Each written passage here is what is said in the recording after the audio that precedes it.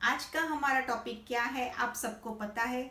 Last video में हमने बात की थी कॉन्फिडेंस लेवल और कांटेक्ट कैसे बढ़ाए। आज का हमारा टॉपिक है मेहंदी चार्जेस कैसे फिक्स करें और ऑनेस्टली अपना काम कैसे करें। अगर आपसे टॉपिक 1 मिस हो चुका है तो प्लीज़ ज़रूर देखिए। ये सब बातें बिगिनर्स के लिए बहुत ही इम्पोर्टेंस है। वीडियो की लिंक आपको मेरे इस वीडियो के डिस्क्रिप्शन बॉक्स में मिल जाएगी। नया टॉपिक स्टार्ट करें उससे पहले दीपाली आर्ट्स की तरफ से आपको सबको प्यार भरा नमस्कार प्रणाम। तो चलिए बात करते हैं मेहंदी चार्जेस कैसे फिक्स करें। मेहंदी चार्जेस फिक्स करने से पहले आपको मार्केट में क्या रेट चल रहा है वो सर्च करना है। मार्केट में जो रेट चल रहा है उससे कम रेट में आपको मेहंदी लगाने की शुरुआत करनी है। अब शुरुआत कहाँ से कर सकते हैं? तो आपके शहर में अगर कोई फेयर या एग्जीबिशन हो रहा हो तो आप उसमें पार्ट ले सकते हैं। एग्जीबिशन में आप हमेशा अपने पास अपनी मेहंदी डिज़ाइन की फ़ोटो रखिए, अपने विजिटिंग कार्ड बना के रखिए ताकि सबको पता चले कि आप किस तरह की मेहंदी लगाते हो, जैसे मैंने टॉपिक 1 में आपको बताया था। अब वहाँ पे जो भी गेस्ट आते हैं उन्हें आपको कम दाम में मेहंदी लगा के देनी है और साथ में सब गेस्ट को आपको विजिटिंग कार्ड देना है कि इन फ्यूचर कभी भी उनको ज़रूरत पड़े तो आपका कॉन्टेक्ट नंबर उनके पास हमेशा रहेगा। तो इस तरह से आप मेहंदी ऑर्डर की शुरुआत कर सकते हैं। अब बात आती है ऑनेस्टी की। जब भी आप मेहंदी लगाते हो तो ये बात ध्यान में रखनी है कि हर एक आदमी के लिए आपके मेहंदी चार्जेस समान होने चाहिए और साथ में ये बात भी ध्यान रखनी है कि आपके पास जो भी मेहंदी डिज़ाइन हो उनमें से जो डिज़ाइन आपकी है तो वो उन्हें बताना है कि ये सब डिज़ाइन हमने ड्रॉ की हुई है। अगर आपने इंटरनेट से डिज़ाइन ली हुई है तो वो भी आपको क्लियर करना है कि ये डिज़ाइन हमारी नहीं है, बट हम आपको इसी तरह की मेहंदी लगा के दे सकते हैं। तो ये सब भी उनके साथ आपको क्लियर करना है। तो जब हम ऑर्डर लेते हैं तब हमें बहुत सारी बातों का ध्यान रखना पड़ता है। बहुत सारी चीज़ें ऐसी होती है कि हम ना चाहते हुए भी गलती कर बैठते हैं। तो वो कौन सी बातें हैं? कभी कभी हमें मेहंदी रस्म में या कोई पार्टी में या कोई तीज का त्यौहार होता है तब हमें एक साथ 30-40 लोगों को मेहंदी लगानी होती है।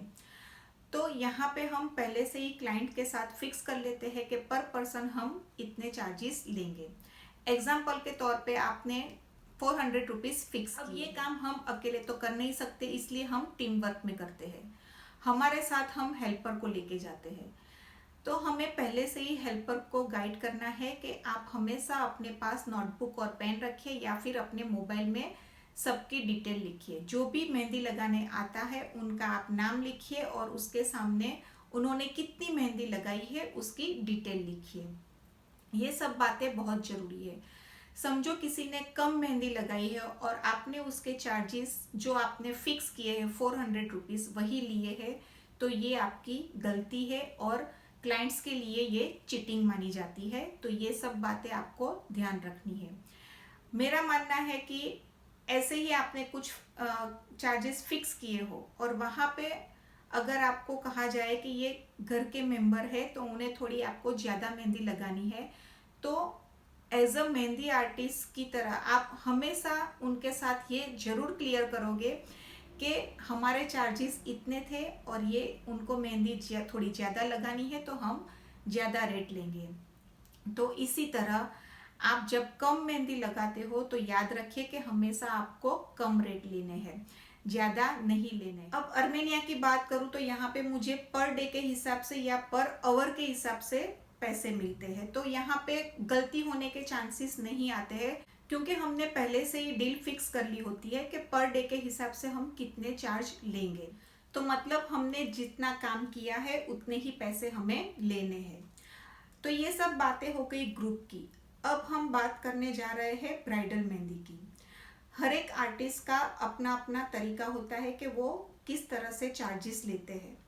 मैं हमेशा ब्राइडल मेहंदी के चार्जेस ब्राइड को देखने के बाद ही फिक्स करती थी क्योंकि सबके हाथ एक जैसे नहीं होते हैं।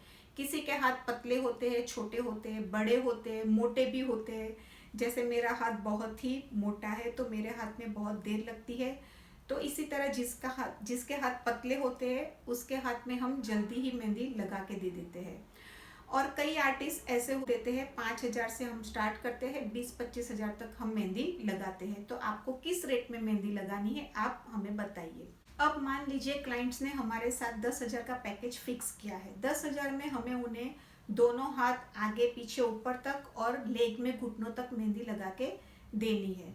जब आप मेहंदी लगाने की शुरुआत करते हो तब दुल्हन आपको बताती है कि मुझे लेग में मेहंदी लगाना इतना पसंद नहीं है, तो प्लीज़ आप मुझे मंडाला जैसी डिज़ाइन लगा दीजिए और फिंगर्स पे थोड़ी सी हल्की सी डिज़ाइन लगा दीजिए। तो एज अ मेहंदी आर्टिस्ट आप कितने चार्जेस लेना चाहोगे? आपने जो रेट फिक्स किया हुआ है 10,000 वही लोगे, या फिर आपने जो काम किया है उतने ही पैसे आप उनके पास लोगे? ये आप मुझे कमेंट के थ्रू जरूर बताइए, मुझे आपके जवाब का इंतज़ार रहेगा। ये टॉपिक मेरा कंटिन्यू रहेगा, नेक्स्ट वीडियो में भी हम इसी के बारे में आगे बात करेंगे। यहाँ पे हमने बात की है गलती की और चीटिंग की। जो एज अ मेहंदी आर्टिस्ट हम गलती करते हैं वो क्लाइंट्स के लिए चीटिंग भी मानी जाती है और हमारे काम में आगे बढ़ने में हमें रुकावट लाती है। तो ये जो मेरा क्वेश्चन है उसका आप आंसर मुझे कमेंट के थ्रू जरूर बताइए। मिलते हैं नेक्स्ट वीडियो में, तब तक के लिए bye bye, see you, take care.